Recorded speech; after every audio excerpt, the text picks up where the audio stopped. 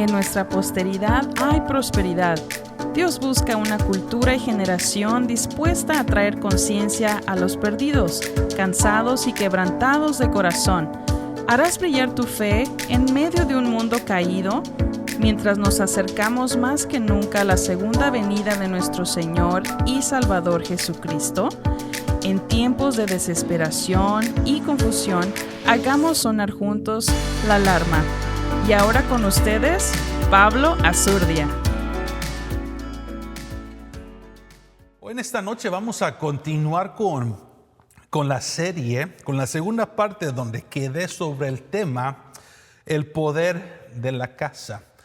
Si usted recordará el martes pasado, estuvimos hablando en Segunda de Crónicas, capítulo 6, verso 20, cuando Salomón comienza a dedicar el templo, la casa del Señor, después de tener todos los preparativos para este servicio solemne.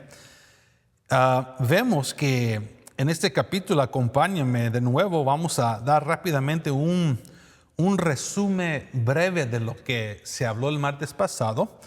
El martes pasado tocamos sobre qué es lo que lleva la casa de Dios, o cuál es el poder dentro de esa casa que nos permite desarrollarnos. Y dentro de esta dedicación del templo, para rápidamente dar un resumen, en verso 20, Segunda de Crónicas, capítulo 6, verso 20, voy a estar leyendo a través de la Biblia de las Américas, que dice lo siguiente: que tus ojos estén abiertos día y noche sobre esta casa, sobre el lugar del cual has dicho que pondrías ahí tu nombre, para que oigas la oración que tu siervo hará sobre este lugar. Y escucha las súplicas de tu siervo y de tu pueblo Israel cuando oren hacia este lugar. Escucha tú desde el lugar de tu morada, desde los cielos, escucha y perdona. Entonces hablamos rápidamente, hablamos sobre la declaración que Israel, juntamente con Salomón, hicieron con Dios. Era un pacto que ellos declararon con Dios en esta casa. Es el lugar donde se puso el arca, que era el señalamiento o representaba la presencia divina de Dios, en la cual está el pacto que el Señor hizo. Usted recordará que las tablas de la ley contenían el pacto. Para nosotros ahora, en este tiempo, ya estamos en un nuevo pacto. Ya no estamos en el pacto anteriormente que Israel tenía con Dios. Ahora, en el Nuevo Testamento, en este nuevo pacto, nosotros ahora somos templos vivos.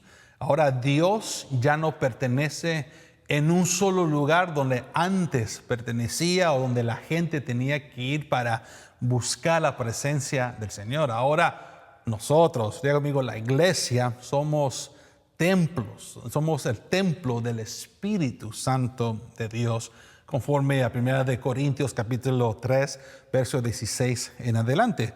Pero rápidamente hablamos sobre, en el tiempo de Israel, la ley se llevaba por dentro.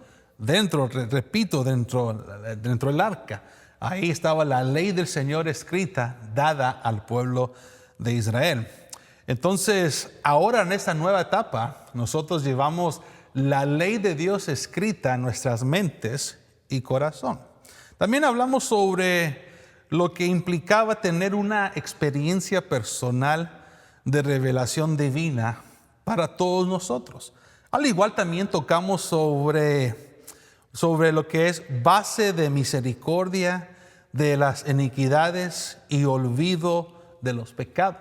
Usted recordará de que el sumo sacerdote, cuando presentaba la ofrenda del pueblo, el pueblo se quedaba en suspenso porque no sabían si Dios iba a aceptar esa ofrenda.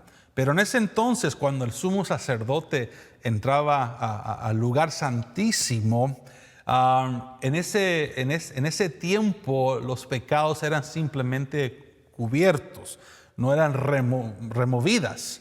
Ahora en Cristo Jesús somos perdonados y nuestras iniquidades y pecados son lavadas. De tal manera, hay una versión que dice que son lanzadas a la profundidad del mar, por decir, y Dios se olvida de ellas. Estamos hablando que ahora en Cristo Jesús no solo somos perdonados por la sangre del Cordero de Dios, pero ahora purificados. Y en esa purificación ahora toma la responsabilidad que cada quien ejerzca, o que cada quien sea disciplinado en trabajar su santidad. Continuamos. También hablamos sobre lo que es la redención, que en el Antiguo Testamento era anualmente. Cada año ellos tenían que entrar en ese proceso de nuevo, a ver si el Señor perdonaba los pecados del pueblo. Pero ahora en Cristo Jesús, conforme a lo que estuvimos leyendo en Hebreos capítulo 9 y también Hebreos capítulo 8, que ahora en Cristo Jesús tenemos redención eterna. Diga conmigo, redención eterna. También hablamos sobre el ingreso al lugar santísimo por la sangre de Jesús. Y esto lo tocamos en Hebreos capítulo 10, verso 19. Ahora, esto simplemente era para recapitular lo que se habló el martes pasado. En el video de la semana pasada, ahí tocamos detalladamente todos los puntos que acabo de mencionar. Pero ahora quiero continuar con ustedes en esta hora. En esta casa o el poder de la casa que ahora llevamos internamente, recuerden que en la antigüedad Dios habitaba en un lugar específico. Habitaba dentro de la tienda del tabernáculo de Moisés, y cuando Salomón levanta la estructura del templo, ahora la presencia del Señor es trasladada en ese lugar. Y si no estoy mal, creo que en Primera de Reyes, capítulo 8, ahí lo pueden anotar. Ahí también se menciona cuando la nube del Señor, la gloria del Señor, se manifestó en frente de los sacerdotes, de los levitas, en frente de Salomón, a tal punto que tuvieron que dejar todo lo que ellos estaban ejerciendo, y la misma gloria del Señor tomó control absolutamente de todo. Pero ahora, hablando sobre esa ubicación, ahora nosotros, ya conmigo, nosotros como la iglesia, ahora tenemos la dicha, la oportunidad de no solo ir a un solo lugar y pensar que en tal lugar está la presencia del Señor. Ahora, repito, como iglesia, sí es importante de congregarnos, como tenemos la buena costumbre de hacer. O como dice el autor de Hebreos, no dejen de congregarse como otros tienen esa costumbre de ser. No dejarnos de congregar ni andar vacilando, sino es importante que cada piedra viva, que somos nosotros, es importante de congregarnos, armar nuestras piedras y poder exaltar, glorificar y alabar el nombre de nuestro Señor Jesucristo. Pero tú y yo ahora tenemos la dicha que donde quiera que vayamos, donde quiera que estemos, Dios está dentro de nosotros. Y está dentro de nosotros a través de su Santo Espíritu. Y es aquí donde quiero tocar sobre lugar de oración. Diga conmigo, lugar de oración. Ahora, versículo 18 al versículo 21, en Segunda de Crónicas, capítulo 6, quiero que leamos qué dice estos primeros 3 versículos o 4 en cuestión de lo que es lugar de oración.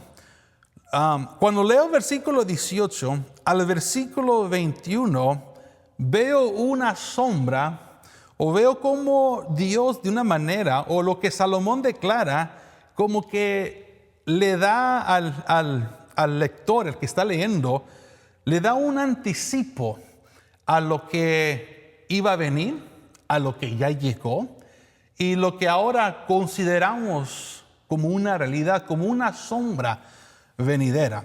y tenga paciencia conmigo. Al igual también, no olviden de tomar sus notas, si tienen su cuaderno, su teléfono. Al igual, si quiere preparar su cafecito, su té, hágalo con gusto. Está usted en la comodidad de su casa disfrutando de este alimento espiritual y también de un antojito a la par ahí donde usted se encuentra. Pero vea lo que dice segunda de Crónicas 6, verso 18. Dice, pero ¿morará verdaderamente Dios con los hombres en la tierra? Yo quiero que analice un poco esta pregunta, lo que Salomón declara. ¿Morará verdaderamente Dios con los hombres en la tierra? He aquí, los cielos y los cielos de los cielos no te pueden contender. Cuánto menos, vea esto, cuánto menos esta casa que yo he edificado. Como que Salomón entiende y llega a la comprensión que lo que él construyó no se da abasto, no es suficientemente grande para en sí tener a Dios encapsulado en 4 paredes. Uno quizás pueda decir, no es una forma de expresión que Salomón está diciendo, pero en sí la pregunta te da a entender que algo mejor, algo venidero, se iba a manifestar a la casa de Israel, que ahora el pueblo gentil tiene ese beneficio y tiene ese privilegio de ahora morar en la presencia del Señor continuamente, 24 horas y 7 días a la semana, todo por un rechazo del pueblo judío, cuando el Mesías, siendo nuestro Señor Jesucristo, llegó para recibirlos. Pero los mismos de Él no lo recibieron conforme lo que está reportado en el Evangelio de Juan. Pero la pregunta es interesante cómo Salomón se expresa. ¿Morará verdaderamente Dios con los hombres en la tierra? Y vea lo que dice verso 19. No obstante, atiende la oración de tu siervo y a su súplica, oh Señor Dios mío, para que oigas el clamor y la oración que tu siervo hace delante de ti. Verso 20 dice, que tus ojos estén abiertos día y noche sobre esta casa. Ahora Salomón está enfatizando el templo, el lugar que él había levantado durante su reinado. Dice, que tus ojos estén abiertos día y noche sobre esta casa, sobre el lugar del cual has dicho que pondrías ahí tu nombre, para que oigas la oración que tu siervo hará sobre este lugar. Verso 21. Y escucha las súplicas de tu siervo y de tu pueblo, Israel, cuando oren hacia este lugar. Si usted presta atención mucho al versículo 18 y al versículo 21, y en el versículo 21 Salomón está también diciendo, Señor, pon atención a las oraciones del pueblo de Israel, de aquellos que van a estar orando hacia este lugar. Hay una linda conexión en el versículo 18 y versículo 21, y cuando Salomón le está pidiendo a Dios sobre la casa en particular. Escucha tú desde el lugar de tu morada, desde los cielos, escucha y perdona. Dice, si bien es cierto, conforme lo que acabo de mencionar, versículo 18 y versículo 21, si es cierto, entendiendo las palabras que Salomón acaba de decir en esta oración, podemos orar entonces en cualquier lugar. Es muy especial esto, no vaya mal comprender el concepto. Es muy especial tener un lugar donde no va a haber interrupciones, donde podamos tener comunión con Dios mediante la oración. Por eso es tan hermoso de que Dios le ha dado a la iglesia la oportunidad de venir entre semanas. Si usted quiere venir entre semanas a las instalaciones de llamada final, tenemos un lugar donde usted puede dedicarse a la oración. Es bonito venir en fin de semana a congregarnos para poder estar en esa linda comunión, esa linda manifestación con el Señor, sin ninguna interrupción, sin ninguna distracción. Yo sé de que hay algunos lugares, no voy a decir que es así en todos los casos, pero hay algunos lugares donde hay un horario que se debe de cumplir, especialmente si una iglesia se están congregando en un lugar donde se está alquilando. A veces hay términos, hay condiciones donde la iglesia solo se le permite ciertas horas y no pueden pasar más de esas horas. Entonces a veces está la circunstancia o la sensación que a veces uno se siente restringido, no hay libertad. No digo que es así en todos los casos. Todo depende de la relación del propietario y de tal congregación que está alquilando tal lugar. Pero, por ejemplo, voy a hablar de nuestra iglesia. No puedo hablar de otra, solo de la nuestra aquí en Downey.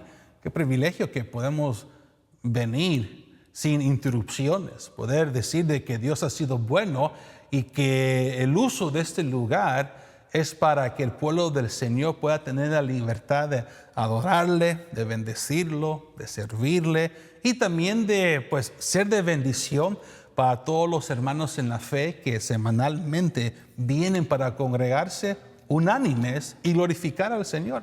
¡Qué bendición! Pero regresando al punto de esto, porque en el Antiguo Testamento había una ubicación en particular donde el pueblo judío o el pueblo de Israel iban para buscar el rostro del Señor. Y esto me lleva a lo siguiente, donde encuentro en el Evangelio de Juan capítulo 4, verso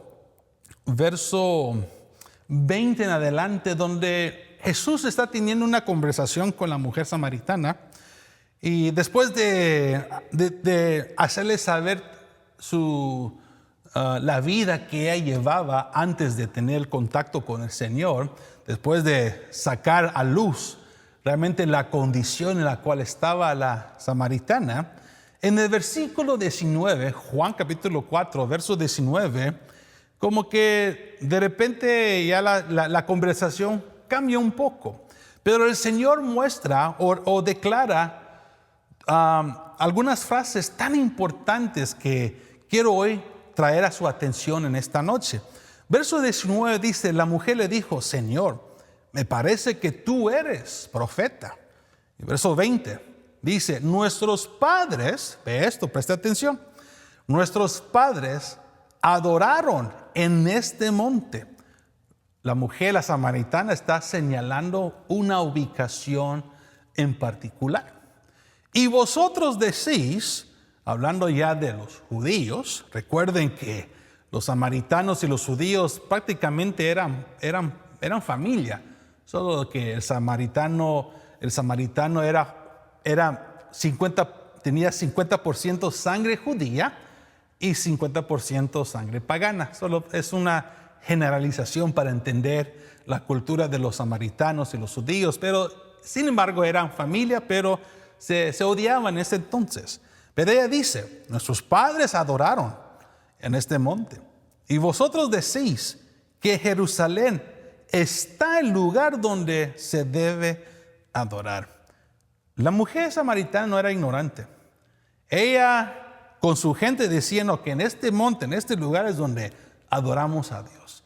Pero le hizo recordar al Señor diciendo, no, pero entre ustedes judíos, ustedes dicen que Jerusalén es el lugar, la ubicación donde uno debe de ir a adorar. Ir físicamente y presentarse y buscar ese encuentro con Dios.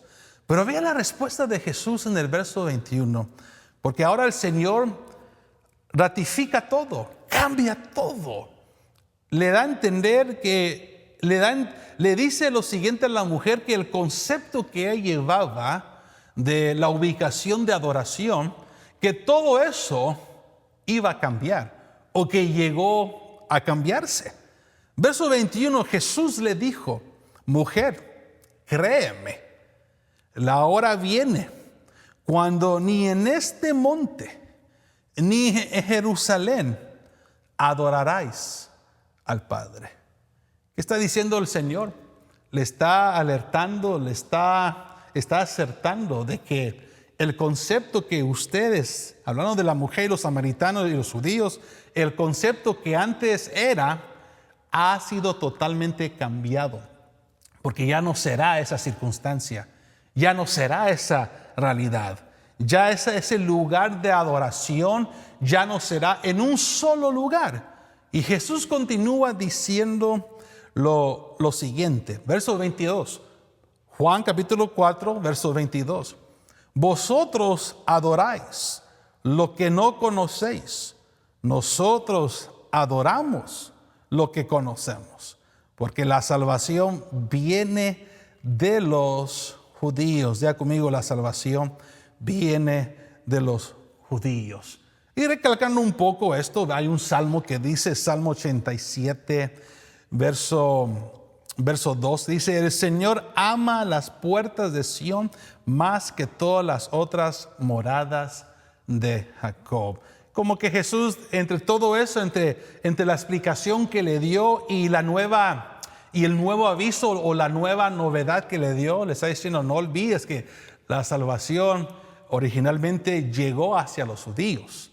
Pero usted ya sabe la historia, el Mesías fue rechazado.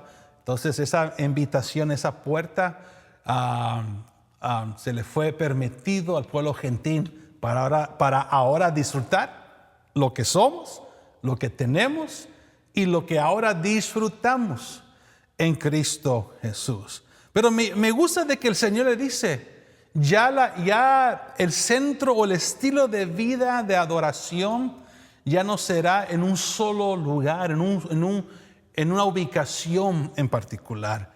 Ahora la adoración verdadera será entre nosotros. Ya conmigo, será entre nosotros en la vida cotidiana. Porque el verso 23 declara: porque la hora viene y la hora es cuando los verdaderos adoradores de esto adorarán al Padre en espíritu y en verdad. Porque ciertamente a los tales el Padre busca que le adoren. Ahora, eso es interesante notar. Ya Dios no está buscando a los adoradores en un templo literal. Quizás ese era el concepto antes, que los verdaderos adoradores llegaban a un templo físico y ahí Dios encontraba a sus adoradores. Pero ahora, en estos tiempos de hoy, ya el Padre ya no está buscando a los adoradores en un templo literal, sino está buscando a los adoradores que se prestan a tener un templo interno. Y dentro de ese templo interno tienen ellos la facultad de cantar himnos, salmos, alabanzas, glorificar al Señor y honrar al Espíritu Santo dentro de ellos. Dice el verso 24, Dios es espíritu, y los que le adoran deben adorarle en espíritu y en verdad. Qué tremenda bendición que ahora en la vida cotidiana usted literalmente es un templo movible.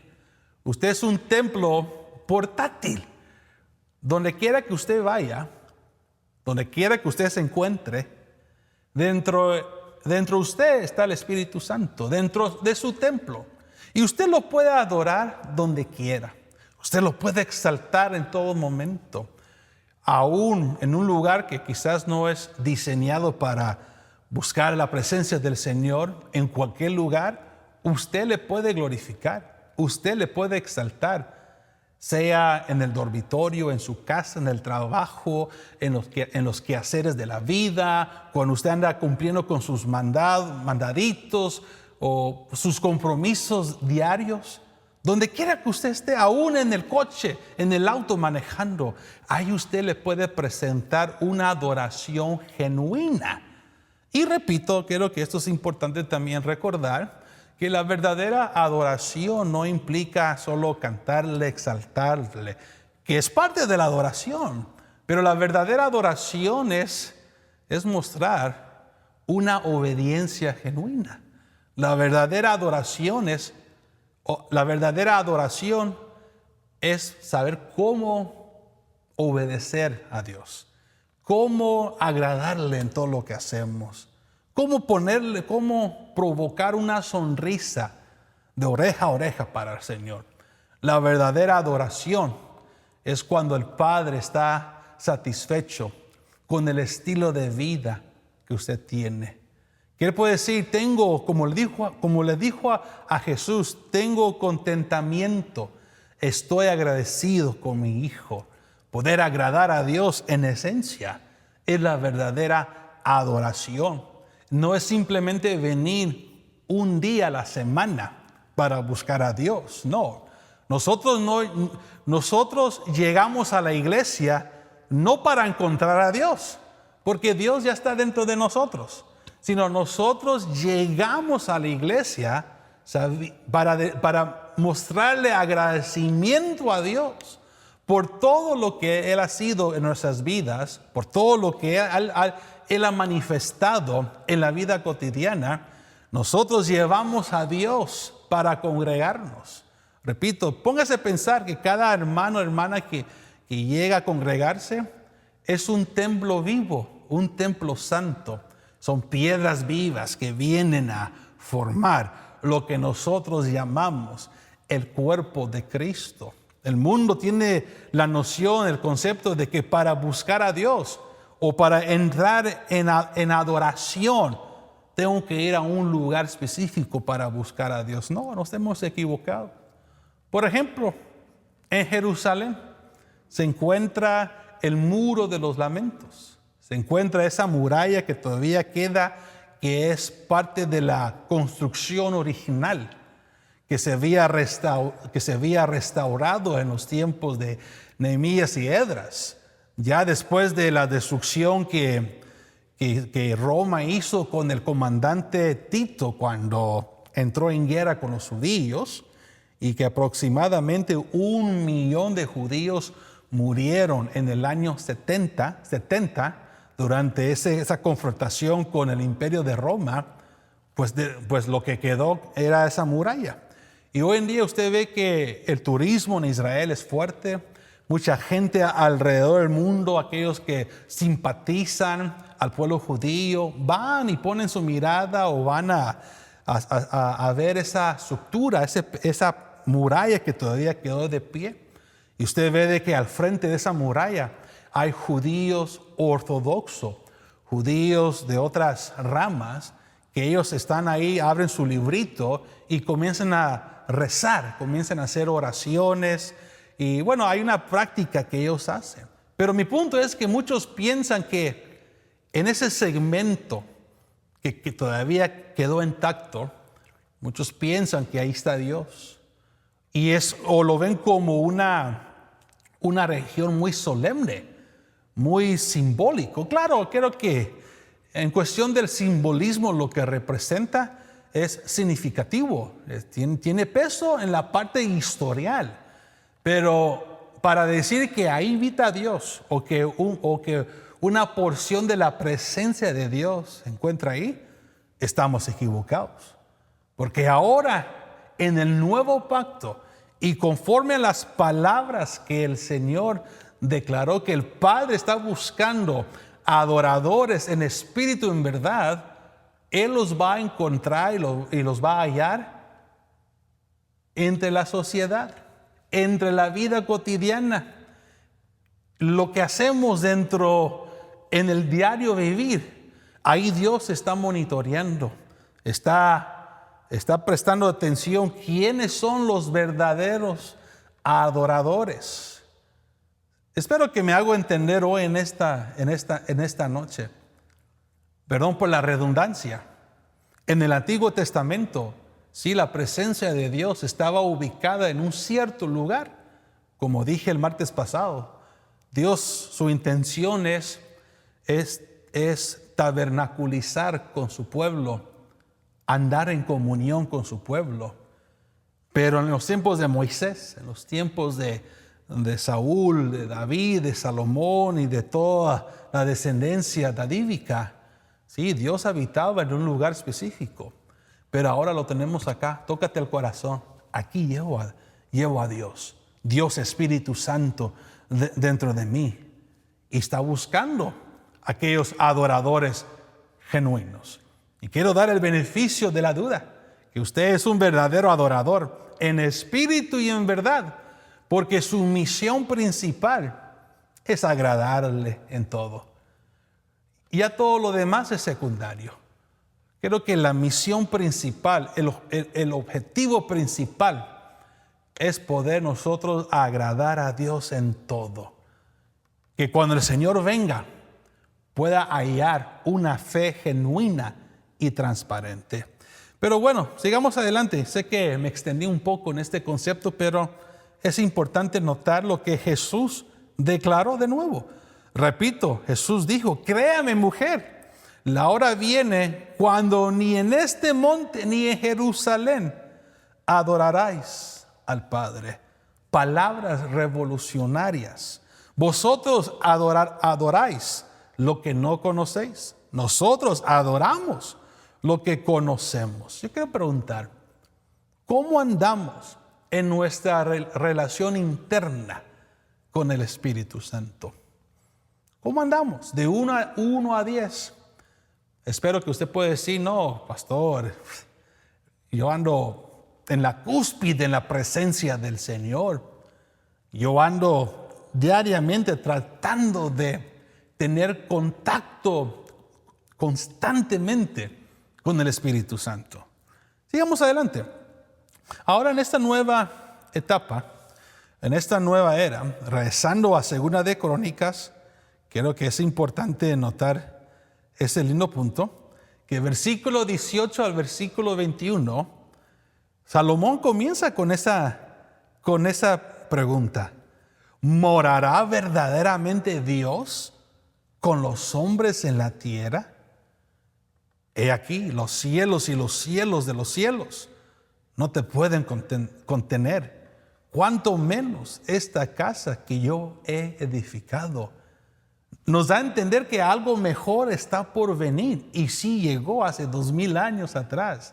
Capítulo 6 de 2 de Crónica como que es una sombra, es una antesala que Dios está alertando al pueblo a lo que viene para la humanidad y que ya llegó a través de su Hijo Jesucristo. Pero en el lugar de adoración, hágame el favor, tócase de nuevo su corazón, tócase de su templo. En este lugar de oración hay algo que yo debo de ejercer. Y una de las cosas que debo de ejercer es mi creencia. Debo de creer a todo corazón. Creerle a Dios que Él es fiel a cumplir con su promesa. Y esto lo veo en Mateo 21. Acompáñeme en Mateo 21, verso 22. Dice la palabra del Señor. Leemos del versículo 21 para tener contexto. Respondiendo Jesús le dijo: en verdad os digo que si tenéis fe y no dudáis, no solo haráis lo de la higuera. Recuerde, Dios, el Señor, condenó la higuera por no haber dado el fruto.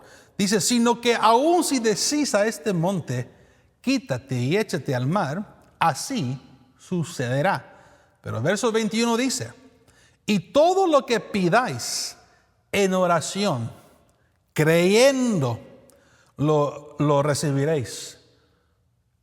¿Cómo andamos de creencia?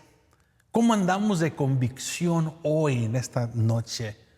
¿Cómo andamos de tener la certeza absoluta de que Dios es capaz de mover las montañas? De que Dios es capaz de hacer lo imposible.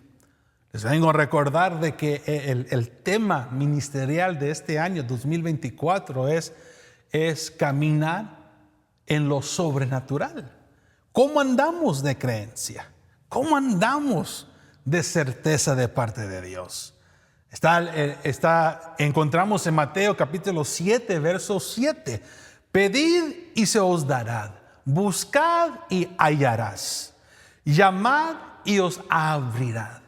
Cuando se habla sobre pedir, cuando se habla de hallar, cuando se habla de llamar, no simplemente es entrar en una, ¿cómo lo puedo decir? Nuestra actitud, nuestro comportamiento va a determinar cuánto anhelamos ver la mano de Dios. Si tu actitud, tu manera de presentarte delante de Dios es muy suave, muy casual, si llegas con un semblante no interesado, ¿ustedes creen que el Señor va a responder a eso? No. Dios quiere responder a una cercanía genuina. Cuando usted está pidiendo, ¿en qué manera está pidiendo? ¿Cuál es la energía que usted le muestra al Señor o la intensidad de pedir algo en particular? Cuando usted anda llamando las cosas, ¿en qué manera lo llama? Cuando usted anda buscando ciertas cosas, ¿cómo las busca? ¿Cómo las encuentra?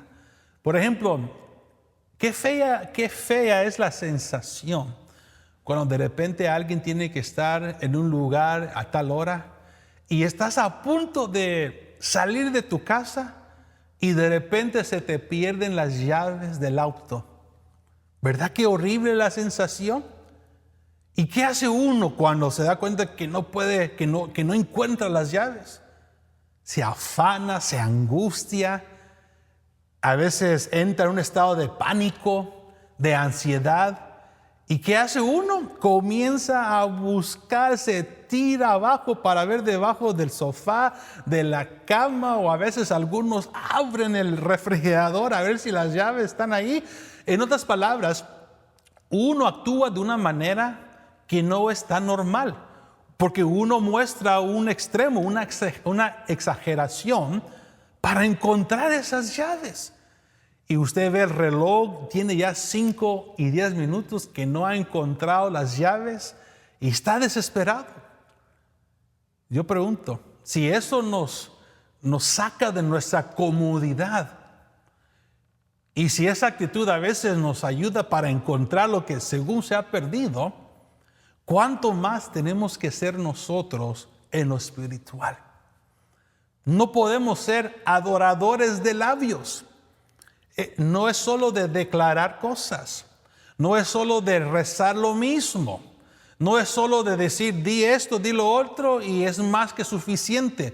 No es solo de cumplir lo mínimo, es mi punto lo que quiero tratar de trasladarle, sino tiene que haber una intensidad, una disposición, tiene que haber un anhelo de parte de Dios. También vemos en el verso 11, Mateo 7, verso 11. Pues si vosotros, ve esto, siendo malos, sabéis dar buenas dádivas a vuestros hijos, cuánto más vuestro Padre que está en los cielos dará cosas buenas a los que le piden. Pero valga la redundancia, ¿cómo pedimos? ¿Cuál es tu manera de pedirle al Señor? ¿Es una manera de lo haces en una actitud interesado? ¿Lo haces con ganas? ¿Te dedicas a buscar su presencia? ¿Le dedicas un segmento para decir, Señor, me siento cansado, me siento fatigado, la verdad estoy sin fuerzas, pero me voy a esforzar en estos minutos para buscar tu presencia, para reconocerte y para pedirte de algo que tú ya sabes antes que yo lo diga? Ahí cambia la dinámica. Yo creo que ahí cambia la atmósfera. Otro punto, está Mateo 18, 19, que dice también, además os digo, que si 2 de vosotros se ponen de acuerdo sobre cualquier cosa que pidan aquí en la tierra, les será hecho por mi Padre que está en los cielos. ¿Qué me da a entender este versículo? Que la oración individual es poderosa. Diga conmigo, es poderosa la oración individual. Pero cuando nos unimos con otros, colectivamente, sube a otro nivel esa oración. Sube a a otro paso mayor. La oración colectiva es poderosa, pero lleva un ingrediente. Hay que estar de acuerdo, hay que estar unidos, hay que andar en la misma, andar de acuerdo a lo mismo, porque de nada sirve reunirnos en oración y que haya desacuerdos en la oración. Así no se va a cumplir este versículo de Mateo 18, verso 19, sino reunirnos, es importante, reunirnos corporalmente y espiritualmente y estar de acuerdo a lo que le vamos a pedir al Señor. Esa es una oración poderosa, transformadora. Ahí la oración sube a otro nivel, conforme al texto que estamos leyendo. Otro versículo que me llama, esta es una de mis favoritas. Marcos 11, verso 24. Hablando después que el Señor, después de que la higuera dejó de producir fruto, Jesús le dice a sus discípulos lo siguiente: por eso os digo que todas las cosas, diga conmigo, todas las cosas por las que oréis y pidáis, creed que ya las habéis recibido. Repito de nuevo, creed que ya las habéis recibido y os serán concedidas. En otras palabras, en fe hay que declarar que ya están en tu posesión, que ya está en tu posesión, que ya está a tu alcance o que ya está en tus manos. Hablar con una certeza, tener nosotros el valor y a cierto grado quizás la audacia para ya mentalizarnos y hablar de una manera tan especial que cuando el Señor escucha nuestras oraciones, va a decir, Él y ella ya están declarando lo que ya tienen, no lo que van a tener, no lo que está al pendiente de recibir, no. Ya están hablando mi idioma, en otras palabras, como que el Señor desde arriba va a decir, ese es el idioma que yo quiero que ellos hablen. Esa es la expresión que yo quiero que ellos hagan. Por ejemplo, si hay alguien enfermo, usted ya declare que ya está sano. Actúe que ya está sano. Declare, actúe, mentalízase, espiritualízase, si quiere decir, si es una palabra o no. Mentalízase en su fe, que usted ya está sano. Pero si llegamos al Señor, sáname Señor, sáname, entonces no se va a cumplir lo que acabamos de leer en Marcos 11, verso 24. Jesús dice, creed que ya las habéis recibido, que ya están en tu posesión, que ya los tienes, que ya eres dueño de ellas.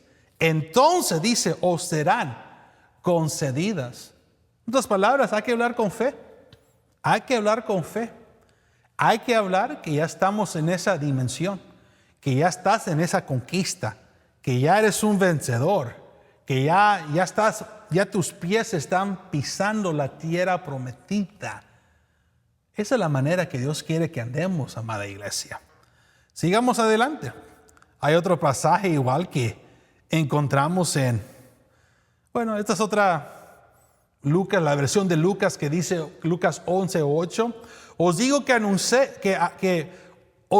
que aunque no se levante a darle algo por ser su amigo, no obstante, por su importunidad se levantará y se le dará cuanto necesite. Y está el versículo que acabamos de leer hace poco. Yo os digo, pedid y os dará. Buscad y hallaréis. Llamad y se os abrirá. Porque todo el que pide recibe, y el que busca halla, y al que llama se le abrirá. Pasajes tan especiales que podemos tocar, amada iglesia. Al igual también está Santiago. Santiago capítulo 5, verso 6. Por tanto, es más, voy a abrir este libro en particular. Santiago 5. Santiago 5, verso 3 en adelante. Creo que esto es importante porque es relativo a lo que hoy se está viviendo en estos tiempos. Santiago 5, verso 13 dice: ¿sufre alguno entre vosotros? Que haga oración. ¿Está alguno alegre? Que cante alabanzas. Verso 14. ¿Está alguno entre vosotros enfermo? Porque ya el tema de la enfermedad, y creo que ya el tema de las enfermedades, de las dolencias, tristemente ha sido tan común ahora dentro del cuerpo de Cristo. Pero el hecho que esté presente ahora entre varios hermanos no implica que debemos de aceptarlo en su totalidad. Las Escrituras dicen, la mano del Señor es tan poderosa. ¿Está alguno entre vosotros enfermos? Y aquí nos da cuál es el remedio, cuál es el esquema, qué debemos hacer. Es una guianza tan especial para la iglesia de Cristo. Y aquí está el seguimiento: que llame a los ancianos de la iglesia y que ellos oren por él, ungiéndolo con aceite en el nombre del Señor. Y vea la respuesta después de esta oración. Y la oración de fe restaurará al enfermo y el Señor lo levantará. Y si ha cometido pecados, les serán perdonados. Verso 16, por tanto, confesaos vuestros pecados unos a otros y orad unos por otros para que sean sanados. La oración eficaz del justo puede lograr muchos. Hay dos pensamientos que quiero rápidamente tocar sobre Santiago 5, verso 13 al 16. Cuando menciona sobre los ancianos, lo podemos asociar como el liderazgo, asociar a aquellos que están al frente de lo que es una parte administrativa de la iglesia. Cuando se menciona de los ancianos, es una referencia al liderazgo de la iglesia. O también se puede también asociar a aquellos que tienen pues la madurez en su fe, aquellos que tienen una trayectoria, un recorrido en su fe ya por mucho tiempo. Ancianos, personas maduras en la fe, que pueden ellos ser prestados para aplicar este esquema y ver los efectos tan hermosos de parte de Dios. Lo bonito de esto es de que ahí se encuentra el esquema, ahí se encuentra la guianza, pero todo depende cómo uno quiere aplicar este esquema y la disposición de uno. Todo depende de la oración de uno. Continuamos en este lugar de oración, porque su templo, creo que de nuevo, tóquese el corazón. Este templo que usted lleva no solo me da la facultad de creer, sino también de mostrar fervor. Diga conmigo, fervor.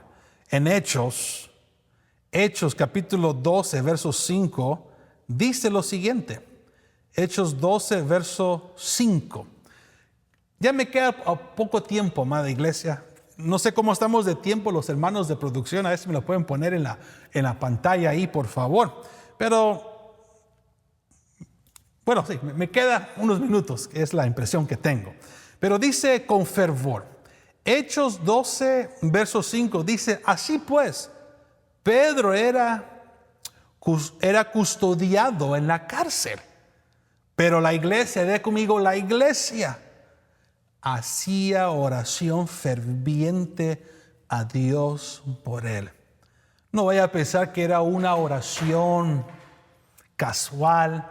No vaya a pensar que era una oración cumpliendo solo con los requisitos mínimos. No, era una oración colectiva, ardiente, fervoroso, fuerte. Estamos hablando que esas oraciones de la iglesia primitiva causaba un sacudimiento en el mundo espiritual, que aún las tinieblas huían de esa oración. Visualice por un momento cómo eran esas oraciones de la iglesia primitiva. Impresionante a qué punto llegó la iglesia en ese entonces. Pero vea el efecto. Hechos 12, verso 12, que dice: al darse cuenta de esto, fue a la casa de María, la madre de Juan, llamado también Marcos, donde muchos estaban reunidos y oraban. La oración ferviente de la iglesia primitiva, cuando Pedro estaba encarcelado, me muestra lo siguiente también en el verso 7. Hechos 7, vea esto, Hechos 12, verso 7, mismo capítulo, pero verso 7. Y he aquí, se le apareció un ángel al Señor, y una luz brilló en la celda. Y el ángel tocó a Pedro en el costado y lo despertó diciendo: levántate pronto. Y las cadenas cayeron de sus manos. ¿Qué provoca una oración ferviente? Una oración que se hace con fervor. Provoca una manifestación divina donde hay asistencia divina y las cadenas también son desatadas en la vida de uno. Una oración ferviente, intenso. También dice Isaías 62, versos 6 al 7, dice: sobre tus murallas, oh Jerusalén, he puesto centinelas en todo el día, y en toda la noche jamás caerán. Los que hacéis que el Señor recuerde, no os deis descanso, ni le concedáis descanso hasta que la restablezca, hasta que haga de Jerusalén una alabanza en la tierra. Otro punto sobre la oración ferviente. Vemos en primera, dice, creo que es esta. Sí, segunda de Corintios 1, verso 11. Cooperando también vosotros con nosotros la oración. Una vez más se lo voy a leer. Cooperando también vosotros con nosotros con la oración, para que por muchas personas sean dadas gracias a favor nuestro por el don que nos ha sido impartido por medio de las oraciones de muchos. Impresionante. Vea lo que dice Efesios 6, verso 18, y aquí lo vamos a dejar por el momento, que esto voy a tener que hacer una tercera parte de esta linda enseñanza. Pero hablando de la oración ferviente, la oración que somos capaces de ejercer dentro de este templo espiritual entre nosotros, también dice Efesios 6, verso 18, con toda oración y súplica, orad en todo tiempo en el Espíritu. ¿Quién habita en este templo? El Espíritu Santo. ¿Cómo debemos orar o dedicarnos o entrar? En el Espíritu. Orad con toda oración y súplica, orad en todo tiempo en el Espíritu. Y así, velad con toda perseverancia y súplica por todos los santos. Y orad por mí, hablando del apóstol Pablo, para que me sea dada palabra al abrir mi boca, a fin de dar a conocer sin temor el misterio del Evangelio, por el cual soy embajador en cadenas, que al proclamarlo hable con denuendo como debo de hablar. Hoy en esta noche solo puede tocar sobre cómo debemos de presentarnos delante de Dios, creyéndole a toda causa, creyéndole sin dudar, sin temer. En esta casa de oración que debemos, es importancia ejercer la credulidad. Diga conmigo, credulidad. No debemos de ser incrédulos, sino debemos de creerle a Dios de que Él es capaz de hacer esos cambios. Y entrar con fervor en ese lugar de oración, entrar con una intensidad, ser ferviente en nuestras oraciones.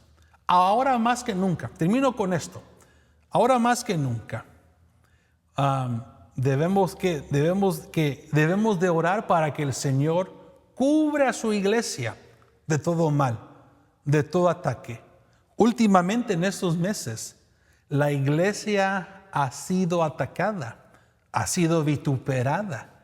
Y literalmente han habido gente que han entrado para causar destrucción, para alterar nuestro servicio, nuestro tiempo de adoración ante Dios. Tengan cuidado, hay gente con otras intenciones que quieren infiltrarse para causar destrucción. Pero la iglesia ha sido tan vituperada, amada iglesia, en estos días. No vayamos tan lejos. Ustedes que vieron ahora la inauguración de las Olimpiadas, me imagino que ustedes vieron cómo blasfemaron, cómo deshonraron la cristiandad, cómo le hicieron burla a esa pintura de Leonardo da Vinci, esa pintura donde según está Jesús y los 12 apóstoles ahí, cómo blasfemaron, insultaron a Dios. Pero no debe de sorprendernos, porque estos ataques, aún Jesús nos alertó que iba por venir. Por ejemplo, Lucas 17, vea esto, Lucas 17, verso 26, y aquí ya voy a culminar. Dice, tal como ocurrió en los días de Noé, así será también en los días del Hijo del Hombre. Pero verso 25, es aquí donde quiero llamar la atención. Verso 25 dice, pero primero es necesario que Él, hablando de Jesús, que Él padezca mucho y sea rechazado, vea conmigo, rechazado por esta generación. Con todo lo que estamos viendo, con lo que ocurrió en las Olimpiadas, el Señor viene pronto, amada iglesia. Jesús viene pronto. Y esta generación actual, hoy en día, ha rechazado intencionalmente el nombre de nuestro Señor Jesús. Lo han negado, lo han rechazado, lo han vituperado, han blasfemado. ¿Y cuántos no han blasfemado también al Espíritu Santo de Dios? Es una generación perversa, una generación que Jesús lo dijo. Yo tengo que ser rechazado por esta generación. Entonces lo que ocurrió ahí en esos videos, en esa introducción de las Olimpiadas, la verdad no nos debe de sorprender, porque no es la primera vez que han hecho eso, que han querido manchar el cristianismo, han querido manchar el nombre de nuestro Señor Jesucristo. Y ahora pues hay muchos que se están levantando, que están mostrando simpatía a la comunidad cristiana, diciendo, ¿y ustedes cuándo se van a levantar en protesta? Aunque claro, hay muchos que se han levantado en protesta, hay varios patrocinadores que quedaron disgustados y que sacaron su inversión de lo que ellos invirtieron en las Olimpiadas. Hay muchos que están descontentos, que están molestos con lo que acaba de pasar. Pero recordemos, bíblicamente recordemos, nadie se puede burlar de Dios. Dios siempre va a tener la última palabra, y el último que ríe, se ríe mejor, y es el Señor. La venganza no nos corresponde a nosotros, la venganza le corresponde a Dios. Dios es el perfeccionista de cómo retribuir, de cómo compensar a todos, sea para bien o sea para mal. Nuestra postura como iglesia es orar y que el Señor tenga misericordia, como Jesús dijo, perdónalo, Señor, porque ellos no saben lo que hacen. Esa debe ser nuestra actitud. Claro, debemos defender la fe a toda causa. Pero lo que se dio en las Olimpiadas, esa introducción, era satánico. Era una burla, una mancha, un golpe a la cristiandad. Pero no se preocupe, amada iglesia. Dios es el perfeccionista de vengarse y la venganza viene de Él. No trate de tomar este asunto en sus propias manos. No nos corresponde. Lo que nos corresponde es bendecir. Si Jesucristo fue bofeteado, bueno, ¿qué debemos de hacer? Dar la otra mejilla, porque es lo más correcto. Que dejemos que Dios se encargue de todo lo que lamentablemente estamos viendo en este mundo. Y lo que aconteció solo indica que el Señor, nuestro Redentor, viene pronto, amada iglesia. Incline su rostro. Amado Dios, Padre, gracias por tu bondad, gracias por esta palabra, por este tiempo de